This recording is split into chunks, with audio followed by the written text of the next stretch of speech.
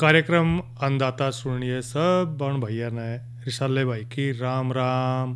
कार्यक्रम अन्नदाता इसमें भाई हम खेती बाड़ी न लेकर पशुओं न लेकर और भाई पशुओं खातर चारे न लेकर और उनके पशुओं के स्वास्थ्य न लेकर कई तरह की बातें भाई समय समय पर किसान भाइयों के साथ करते रहे हैं। पर भाई देखे हैं कि जो पशु हैं हमारे उन्होंने जो है ना एक तो चारा मिलना बड़ा जरूरी है, जब जाके वो जो है ना स्वस्थ रहेंगे। क्योंकि भाई हरे चारे के रूप में अगर उन्होंने कोई न कोई जो है ना फसल लेंदे रहे हरे चारे के रूप में, तो भाई जो हमारे पशु हैं उनका काफ़ी फ़ायदा रहेगा। और भाई इसी में जो है ना हम जिक्र भी कर रहे हैं, जिस तरह के जो ज्वार है, अगर हम ज्वार का जिक्र करें तो भाई जो ज्वार की फसल है उसकी देखभाल हमने किस तरह करनी है। क्योंकि किसान भाई जाना है कि जो आजकल जो है ना मोटे तौर पर हम ये देखा है कि जो ज्वार की फसल है मोटे अनाज की फसल है। जिस तरह के हम बाजरे का भी जिक्र कर दे रहे हैं, ज्वार का जिक्र कर रहे हैं और बैरागी का भी जिक्र कर दे रहे हैं समय समय पे। तो भाई इसमें जो ज्वार है वो मोटे अनाज की फसल है और इसके साथ साथ जो है ना यो अप्रैल से लेकर भाई अक्टूबर के महीने में जो है ना चारे के उद्देश्य से इस फसल की खेती कर सका है। क्योंकि कई बार देखा है कि जो किसान भाई हैं इन्हें सोचे हैं कि भाई जो ज्वार है हम भाई हमने किस टाइम बोनी है, कि इसकी सावधानी रखनी पड़ेगी। क्योंकि भी जो ज्वार की फसल है उसमें जो है ना कई डाल के कीट इसने नुकसान पहुंचा दे हैं। और तो जो हमारी ज्वार है उसकी गुणवत्ता पर भी उसकी मात्रा पर भी जो है ना काफ़ी प्रभाव जो है ना इनका रहेगा। क्योंकि इसमें जो गोब छेदक मक्खी और चितदार तना छेदक प्रमुख जो कीट है वो चारे की उपज ने भाई वो काफ़ी हद तक जो है ना नुकसान पहुंचा दे है। तो ज्वार जो है भाई सारी तरह की मिट्टी में बोई जाने वाली चारे की एक महत्वपूर्ण फसल है। इसका चारा जो है ना पौष्टिक तत्वों से भरपूर हुआ है, स्वादिष्ट हुआ है और इसका चारा हरा सूखा साइलेज बनाना और पशुओं को खिलाया जा सका है। क्योंकि भाई कई बार ये बात सोचा है कि भाई जो पशु हैं भाई उन्होंने जो है ना चारा तो जरूर देंगे, पर उसमें कई बार देखा है कि कई डाल की बीमारी आ जाए ज्वार में। और कौन सी बीमारी खासकर आ जाए, एक तो आ जाए गोब छेदक मक्खी और सूट फ्लाई का जो आक्रमण है भाई आमतौर पर अंकुरण के लगभग जो है ना 1 से लेकर 6 सप्ताह तक वो देखने न मिला है। और इसका मैगॉट बढ़ते हुए जो गोब को भाई खांदा रहा है और जिससे पत्ती मुरझा जाएगी और बाद में जो केंद्रीय पत्ती है वो सूख जाएगी। भाई यदि संक्रमण भाई थोड़ी देर बाद हुआ है तो क्षतिग्रस्त जो पौधे हैं उनमें साइड टिलर निकला है तो फिर से संक्रमित हो जाए हैं। तो इस बात का जरूर ध्यान रखें। भाई नहीं सोचेंगे भाई ये रोग तो हो गया पर इसकी पहचान क्यों करनी है। माना पहचान तो नहीं है भाई, मक्खी एक छोटी सी 3-4 मिलीमीटर लंबी गहरे भूरे रंग की, जिस तरह की जो घरों में मक्खी उड़ा है इस तरह की हुआ है। मादा मक्खी सफ़ेद सिगार के आकार की भाई जो है ना अंडे दे है और पत्तियों की जो निचली सतह है उस पर एक एक करके हुआ है और अंडे से मैगॉट निकला और अंकुरण में जो है ना वो भाई दाखिल हो जाए और बढ़ते जो बिंदु हैं उनको वो नष्ट कर दे है। कई बार ने देखा है कि जो मक्खी की आबादी है वो जुलाई में बढ़नी शुरू हुआ है, अगस्त में चरम सीमा पर भाई पहुंच जाए तो मक्खी की संख्या भाई अक्टूबर तक जारी रहे। यदि ज्वार के पौधे भाई उपलब्ध हों तो सितंबर के बाद से भाई संख्या में धीरे धीरे गिरावट आ जाएगी और मार्च तक जो है ना मध्य स्तर पर वो बनी रहेगी। एक बीमारी और है जिसका जिक्र कर रहे हैं, जिस तरह के चितदार तना छेदक है। यो फसल को भाई बुआई तक दूसरे सप्ताह तक लेकर फसल में जब तक पकड़े होने तक प्रभावित करता रहा है।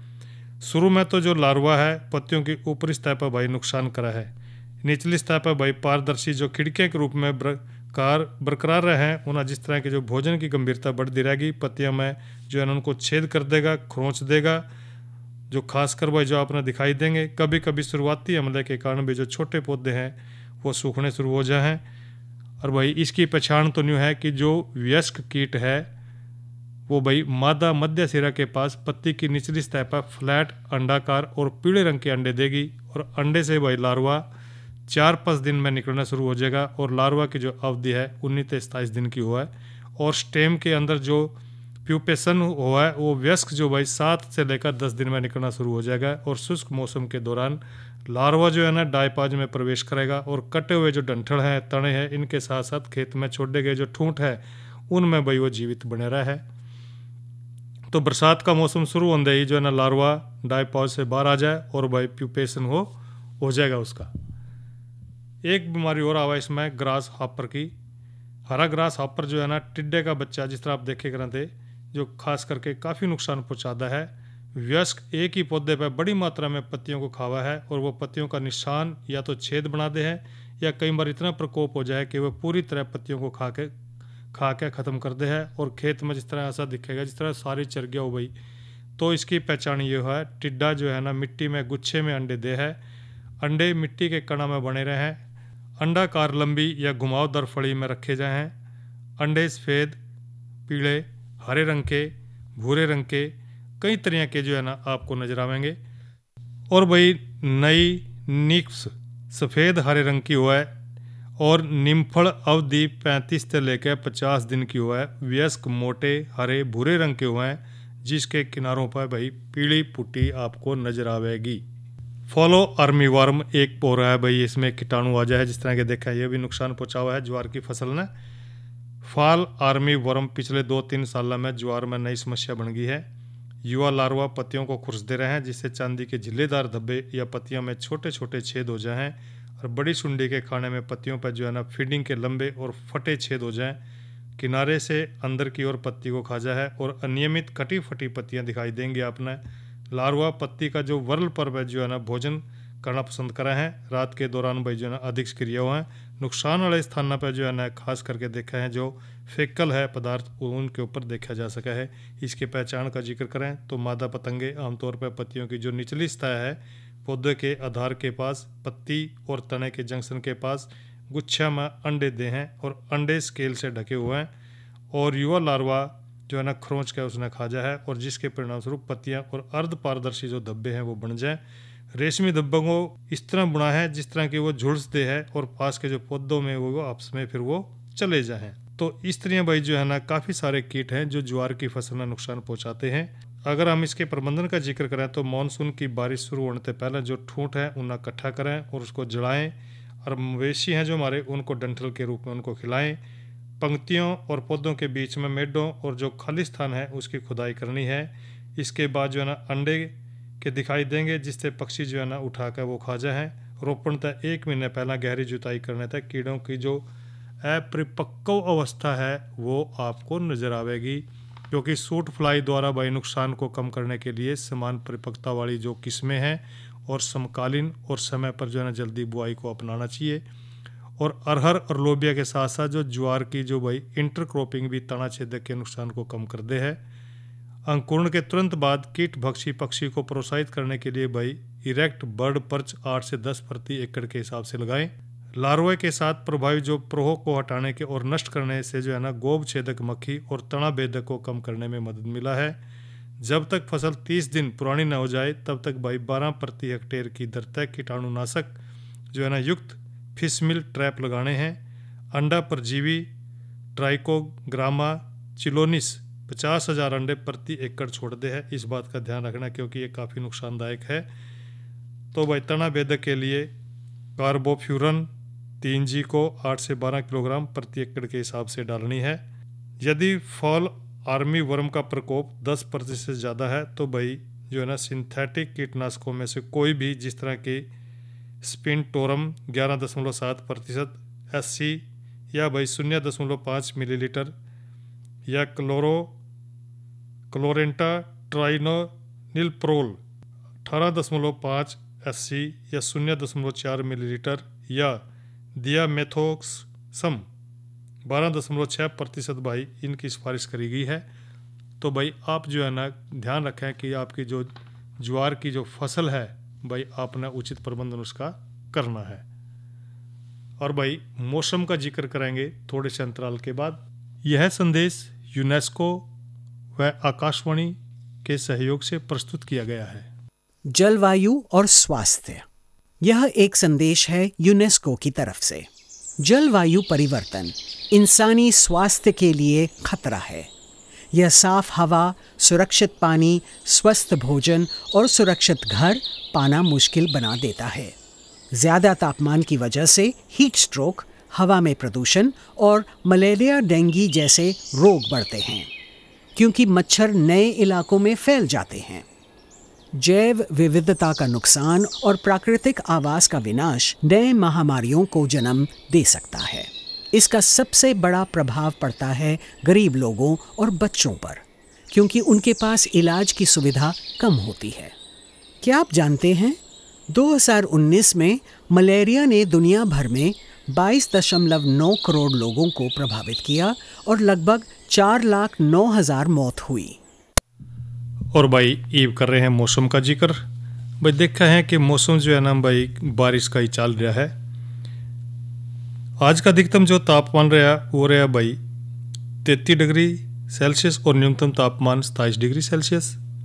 और कल हम भाई अधिकतम तापमान बने रहने की संभावना है 31 डिग्री, न्यूनतम तापमान 26 डिग्री सेल्सियस। और भाई कल कार्यक्रम रहेगा हमारा किसान वाणी, और जिसमें हम बात करेंगे बागवानी में जैविक खाद प्रबंधन पर। आज की नसीहत में हम बात करेंगे आजकल के दिनों में मुर्गी घरों की देखभाल पर। साथ में जानकारी देंगे पौधशाला में पोषण प्रबंधन पर। और प्राकृतिक खेती में बात करेंगे प्राकृतिक खेती का आधार क्या है। इन सारे विषय न लेकर भाई कल हम जो है ना बातचीत करेंगे। और अब जो है ना भाइयों का कराएंगे मनोरंजन। आओ सुनते हैं पहला ये लोकगीत।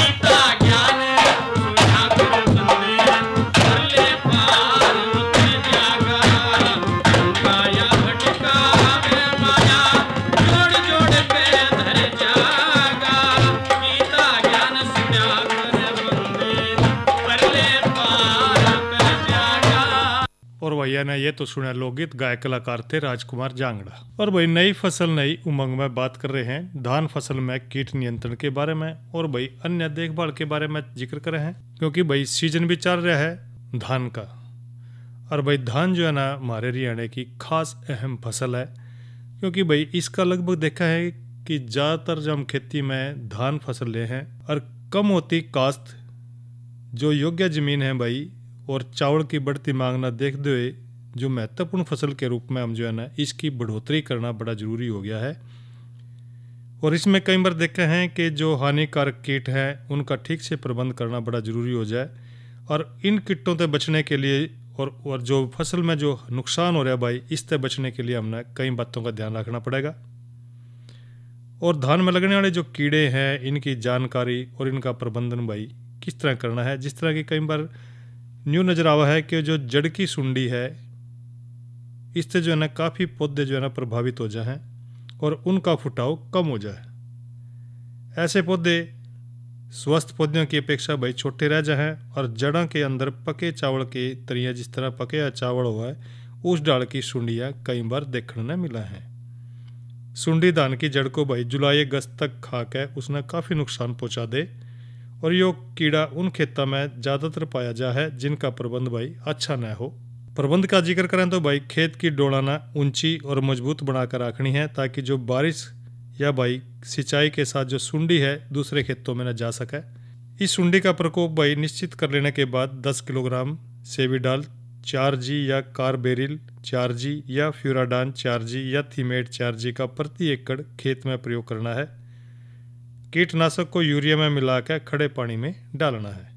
एक और कीट आजा है जिस तरह के पत्तल पेट सुंडी है, इसका जिक्र कर रहे हैं। यो भी एक छोटी पतली हरे रंग की सुंडी है जो कि पत्तों को लपेट कर भाई अंदर तय उसका हरा भाग खा जा है।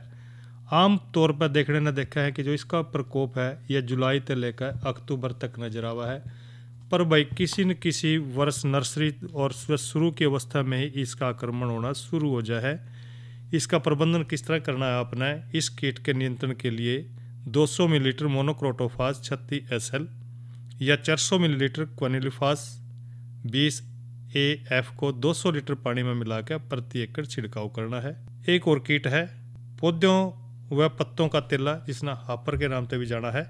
इस कीट के शिशु और प्रौढ़ भाई पानी की तह के ऊपर पौधे के तने में रस चूसते रहे हैं, जिसके कारण भाई जो फसल है पीली पड़कर सूखना शुरू हो जाए। शुरू में ऐसे लक्षण गोलाकार टुकड़ियां में कड़ी कड़ी जो है ना दिखाई दें, पर बाद में जल्दी सारे खेत में झुलसा दे हैं। इस कीट का समय पर प्रबंध न किया जाए तो भाई पूरी फसल का भी नुकसान हो सका है। इस बात का ध्यान रखना किसान भैया ने। प्रबंधन का जिक्र करें तो भाई किस डाल प्रबंध करना है? नत्रजन खाद का भाई अधिक प्रयोग न करें, और भाई रोपाई उचित दूरी पर करनी है, यो खास विशेष ध्यान रखना है। इसके लिए कीट प्रतिरोधक किस्में लेनी है, जिस तरह के HKR 120 और HKR 126 की रोपाई करनी है। अगस्त अक्टूबर तक प्रति सप्ताह खेत का निरीक्षण करते रहें। 5-10 शिशु और प्रौढ़ दिखाई दें तो कीटनाशक का छिड़काव करें। ध्यान रखें इस बात का भी। 250 मिलीलीटर मोनोक्रोटोफास 36 SL या भाई 125 मिलीलीटर डाइक्लोक्लोरवास या 36 EC या 400 ग्राम कार्बेरिल 50 घुलनशील पाउडर को 250 लीटर पानी में मिलाकर प्रति एकड़ छिड़काव करना है।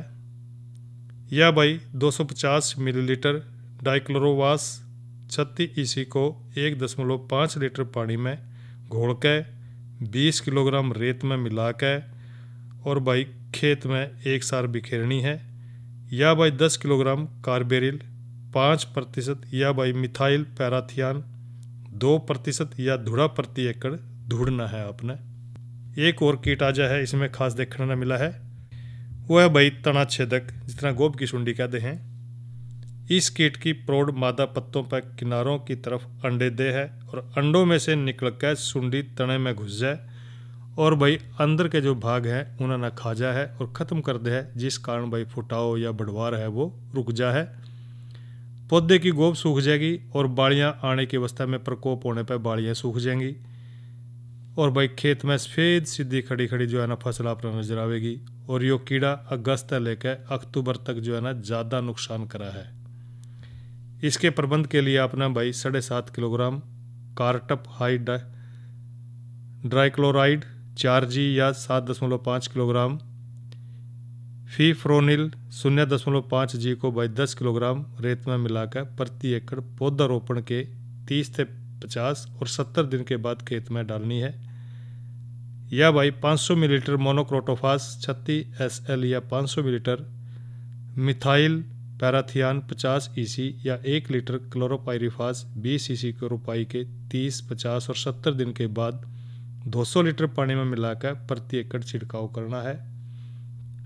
रोपाई से पहले या रोपाई के 40-50 दिन के बाद पत्तियों को सिरों से काट दें और इस कीट की संख्या में कमी आ सका है।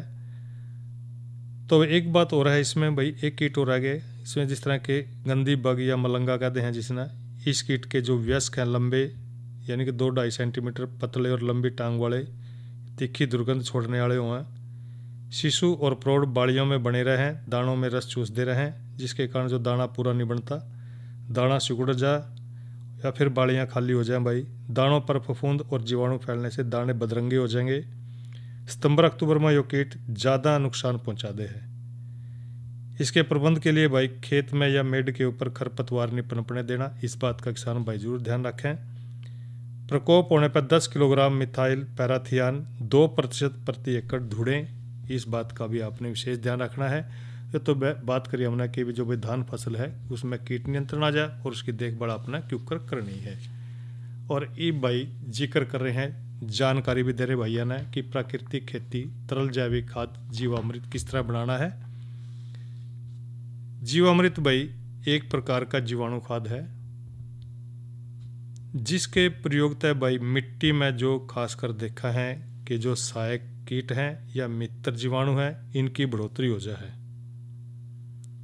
और इस खाद में उपस्थित जितने भी मित्र जीवाणु हैं उन्हें मुख्य पोषक तत्व जिस तरह के नाइट्रोजन युक्त खाद बनाना और फास्फोरस पोटास के उपलब्ध होने में ये काफ़ी मदद कर दे रहे हैं।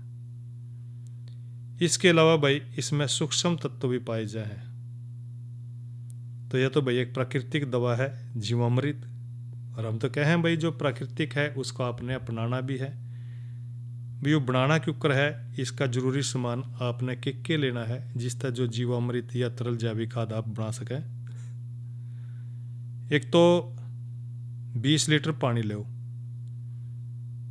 1 किलो देसी गाय का गोबर लेना है, 1 लीटर देसी गाय का मूत्र लेना है, 100 ग्राम गुड़ लेना और 100 ग्राम बेसन, और भाई 1 मुट्ठी मिट्टी उपजाऊ मिट्टी लेनी है। ये सारा सामान एक जगह इकट्ठा कर लो। बनाने की विधि क्या है, एक बर्तन में भाई 20 लीटर पानी लेना है और 1 किलो देसी गाय का गोबर लेना है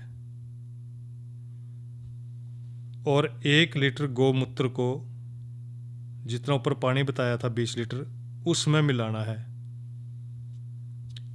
गुड़, बेसन और 1 मुट्ठी उपजाऊ मिट्टी जिस तरह के गौमूत्र के घोल में मिलाने हैं। इस घोल को अच्छे से मिलाकर 48 से 72 घंटे के लिए किण्वन हेतु छांव में रखना है और दिन में 2 बार सुबह और शाम में इस घोल को 12-12 चक्कर लकड़ी के डंडे तक घुमाना है, हिलाना है। कभी पर न घुमा दो, कभी पर न घुमा लो, उल्टा सुल्टा घुमा लें तो ये गुलजेगा। 48 से 75 घंटे के अंदर जीवामृत भाई तैयार हो जाएगा, इस बात का जरूर ध्यान रखें। और भाई जब भी जरूरत पड़ा अपना आप खेत में इसका आप जो है ना प्रयोग कर सके हैं, क्योंकि भाई प्रति एकड़ फसल के लिए 200 लीटर जीवामृत की जरूरत है। 15 दिन के अंतराल में प्रयोग किया जाना चाहिए। फसल की वृद्धि के समय, फूल फल लगने के समय 250 ग्राम प्रति पौधे में प्रयोग करना है। जीवामृत को किसी भी फसल में सिंचाई के साथ या सीधा खड़ी फसल में भी दिया जा सका है। तो भाई स्प्रे गिला इसको आप दे सको हो, मलमल के कपड़े गिला छान का। ये तो जानकारी दी भाई यहाँ पे प्राकृतिक खेती में भाई जीवामृत किस तरह बनाना है। जानकारी है किसान कॉल सेंटर के नंबर की भाई, वो है 1551 यानी कि 1551। इस पर बात करके आप कोई भी समस्या जो है ना हो आपको खेती बाड़ी से संबंधित इसकी जानकारी ले सका है।